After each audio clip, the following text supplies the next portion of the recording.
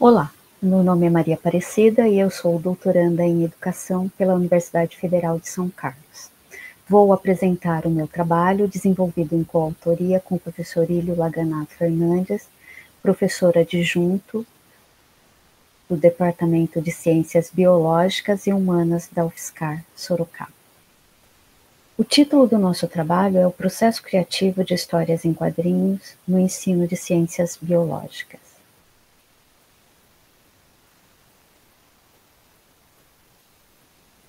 Teve como objetivo investigar o processo criativo de histórias em quadrinhos, considerando o ensino-aprendizagem em ciências biológicas, ou seja, o processo criativo das histórias em quadrinhos como um processo de ensino e aprendizagem em ciências biológicas. Então, a fundamentação teórica. As histórias em quadrinhos se fundamentaram nos autores Andraus, Vergueiros, Santos Neto e Silva. Para o ensino de ciências, em específico ciências biológicas, utilizamos as autoras Cunha e Krasielczyk e Marandino, Rosa e Schnetzler. Para o processo criativo, utilizamos a professora Cecília Almeida Salles, e para a análise semiótica persiana, utilizamos Santaella para a compreensão. Então, a metodologia. A metodologia consistiu, primeiro, na criação das histórias em quadrinhos para a divulgação científica, ou seja, licenciandos do curso de Ciências Biológicas criaram as histórias em quadrinhos com o objetivo de divulgação científica. Qual foi o contexto de criação dessas histórias em quadrinhos? Foi durante a pandemia viral de Covid-19 que essas histórias em quadrinhos foram criadas. Foi um período também pelo qual, aqui no Brasil, nós tivemos um aumento de queimadas na floresta amazônica. Então, durante as aulas da disciplina, foram discutidas assuntos ligados à pandemia viral de Covid-19 e também a questões relacionadas ao meio ambiente, principalmente o que estava acontecendo na floresta amazônica. E a partir da criação dessas histórias em quadrinhos, elas foram analisadas. E aí elas foram analisadas em dois momentos. O primeiro momento foi feita uma análise semiótica por meio da persiana, né, da semiótica persiana, das histórias em quadrinhos em si, da história já pronta. E depois foi feita uma análise do processo criativo nos documentos de criação. Ou seja, quais seriam os documentos de criação? Os rascunhos, os esboços, os roteiros, os estudos de personagem, a caracterização, né, dos personagens, storyboards, relatos, entrevistas. Então, foi feita uma análise desse processo criativo por meio de todo esse material. Após a análise, os resultados que obtivemos com a análise semiótica foram: a análise semiótica, ela opera em 3 níveis, que são primeira idade, segunda idade e terceira idade, que são as categorias, né? A primeira idade fala das qualidades. E aí, nessa primeira idade, os estudantes demonstraram desconhecer as habilidades para representar as formas no primeiro nível. Ou seja, eles não sabiam que sabiam desenhar. Então, eles desconheciam a habilidade de desenhar. Na segunda idade, ela é o nível de existência já. E aí, eles teriam que... o processo criativo foi direcionado. Então, eles tinham um público-alvo aí. E o público-alvo eram os estudantes do ensino médio. Então, eles tinham que criar as histórias em quadrinhos direcionada a esse público. Então, foi delimitado a comunicação aí, porque eles teriam que pesquisar, né, quais são os conhecimentos que os estudantes tinham a respeito de determinado assunto e trabalhar dentro da área delimitada que esse público-alvo tinha de conhecimento.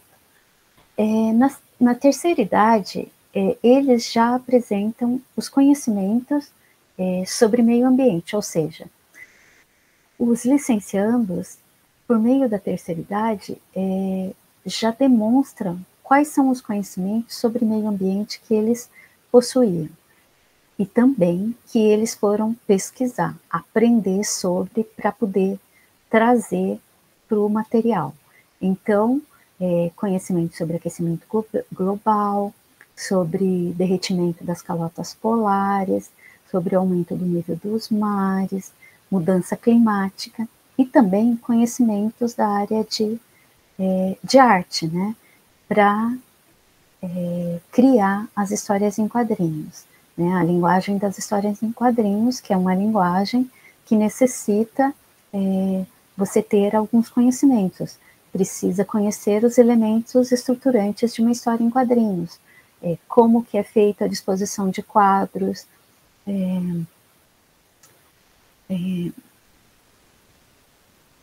onomatopeias, os balões. Então, eles tinham que demonstrar todo esse conhecimento. Então, eles também foram aprender sobre essa linguagem para poder trazer para a história em quadrinhos.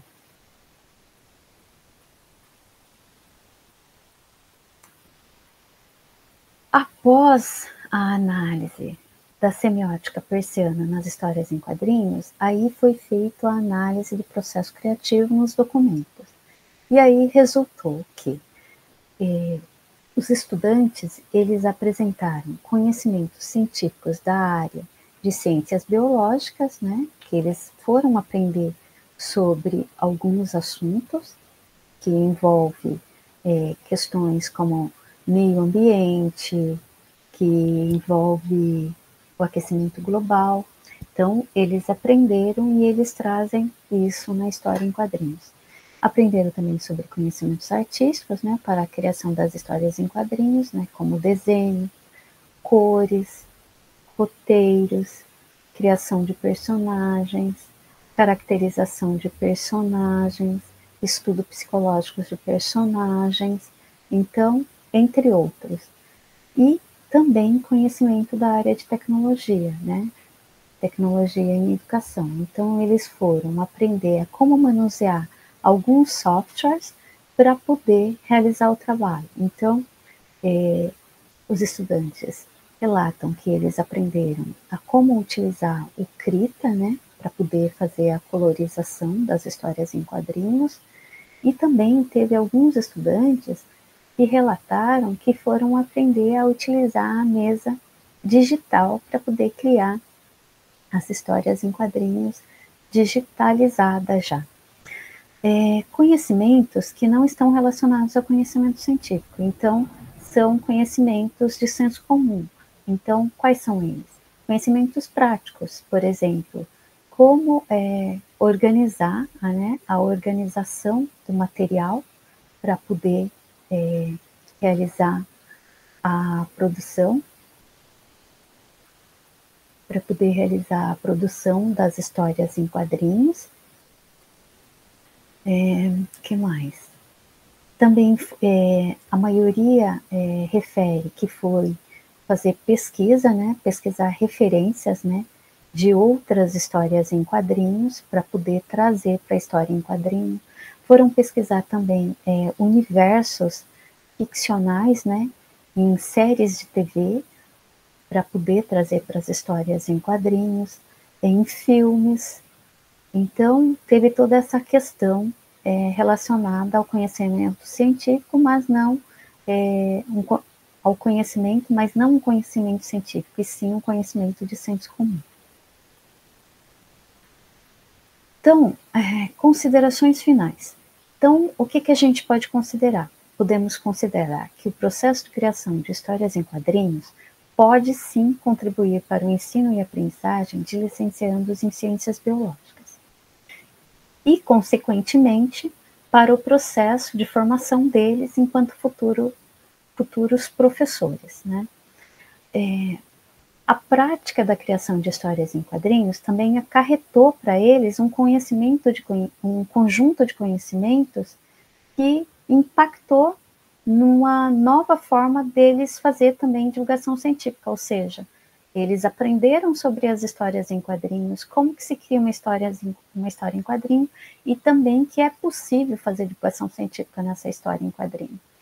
E a possibilidade também de apresentar uma maneira diferente, né, de ensinar sobre conceitos científicos, ou seja, eles aprenderam que eles podem utilizar as histórias em quadrinhos dentro da sala de aula, né, para poder ensinar sobre conceitos científicos, desde que seja baseado, né, no rigor científico, né. Então, aí eles também trazem, ou melhor, podemos concluir que o processo de criação de histórias em quadrinhos, ela permite várias possibilidades, como as que apresentamos aqui.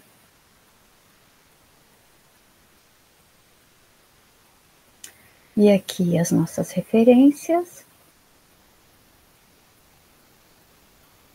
E eu encerro a apresentação.